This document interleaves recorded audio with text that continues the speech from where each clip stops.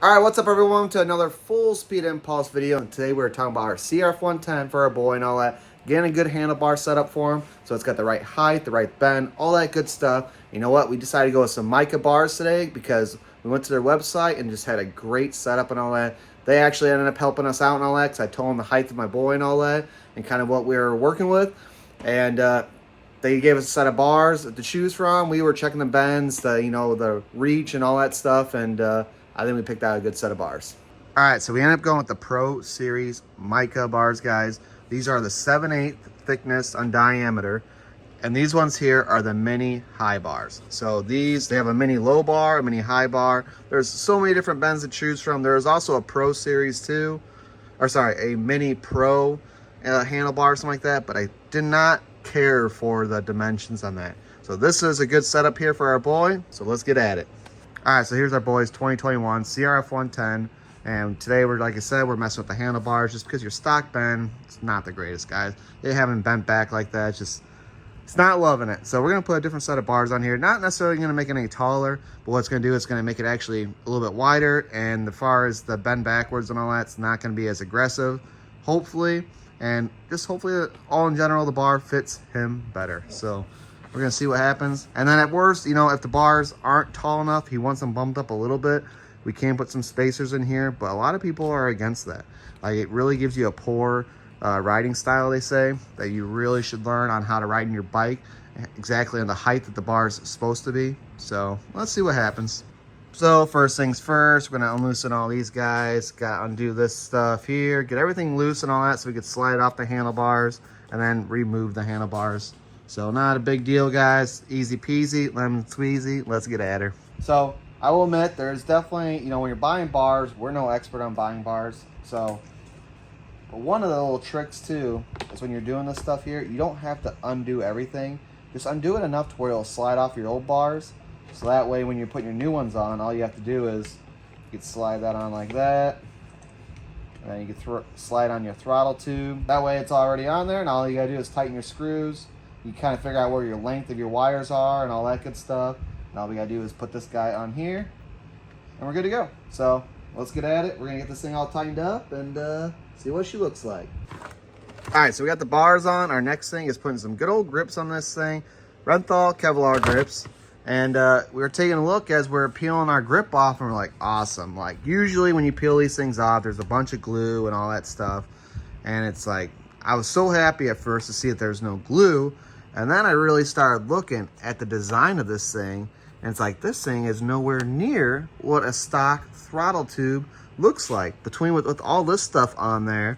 And then this here, like, this all has to be not there for us to be able to slide on our grip. So I instantly went, of course, on Google to see if this was like a common issue or if I was just overthinking something. And it's an issue. So I started looking and people are like, oh yeah, you're gonna buy a throttle tube, you're gonna do this and all that. But you know what? I got tired of watching the video for so long. I was like, you know what? Let's just get the grinder out and we're gonna grind this thing flat. And it's gonna look the same anyways. On our KLX110, the first time we put our grips on, they put so much glue on, you're like carving the thing into pieces. So that's pretty much where we're at. So if we ruin it, doesn't matter because we're gonna have to buy a new tube anyways. So let's get at this thing and see if we can make that stock tube still work. All right, guys, this is what we resorted to. It only makes sense after decades of time that Honda decides to put on a different throttle tube. So we're gonna grind this thing. Hopefully there's a little room in there for us, and you know what? We might move this out of the way.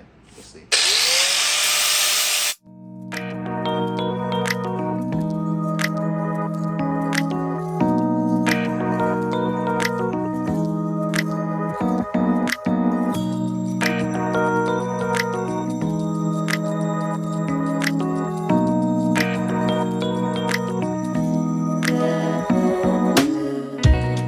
All right, guys, we got this ground down. We're gonna see if our grip will fit. It looks like it's gonna be still a pretty tight fit, but I think it's gonna work. So other thing too, we use hairspray instead of grip glue.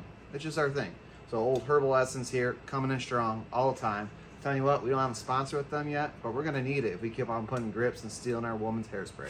So we're gonna spray it in here, and we're gonna spray it on the grip, and then we're gonna try to slide this thing on as quick as we can because it does adhere fast. Dry fast, whatever it is. buddy. Smells good. Come on. Oh, yeah. That's the deal right there, guys. Oh, that stuff does smell good. Yeah, we ain't buying no other throttle tube. Suck it. Do see in there? Get it in there. Spray it real quick. Don't mess around, guys. This stuff dries quick.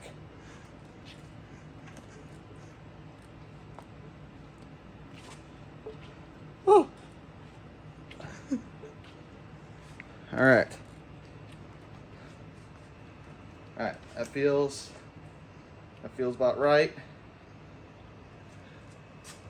Gosh, those are my favorite grips, guys. I love the old Renthal Kevlars.